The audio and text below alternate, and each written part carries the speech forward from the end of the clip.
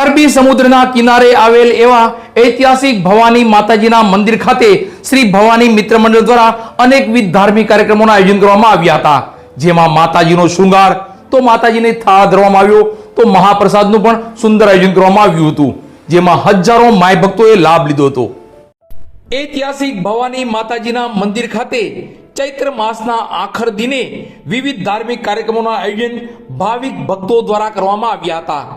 જેમાં મોટી સંખ્યામાં માઈ ભક્તો ઉપસ્થિત રહી દર્શનનો લાભ લઈ પ્રસાદી ગ્રહણ કરી હતી। સૌરાષ્ટ્ર પંથકની આ ધાર્મિક ધરા પર આવેલ સંસ્કારી નગરી મહુવામાં અનેકવિધ ધાર્મિક કાર્યક્રમો યોજાતા જ રહે છે, તો સોનામાં સુગંધ ભળે તેમ ધાર્મિક કાર્યક્રમોમાં અહીંના લોકો જોડાય ધન્ય થઈ પુણ્યનું ભાથું બાંધતા હોય છે। ત્યારે આવો જ એક ધાર્મિક કાર્યક્રમ અરબી સમુદ્રના કિનારે આવેલ અને મહુવા શહેરથી આશરે 5 કિલોમીટર દૂર એવા ઐતિહાસિક ભવાની માતાજીના મંદિર ખાતે શ્રી ભવાની મિત્ર મંડળ દ્વારા અનેકવિધ કાર્યક્રમોના આયોજન કરવામાં આવ્યા હતા, જેમાં શ્રી ભવાની માતાજીનો શૃંગાર,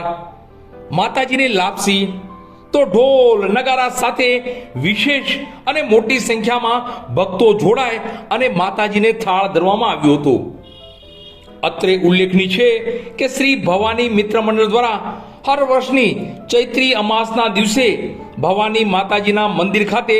ધાર્મિક કાર્યક્રમોના આયોજન કરાઈ રહ્યા છે, અને તે પરંપરા મુજબ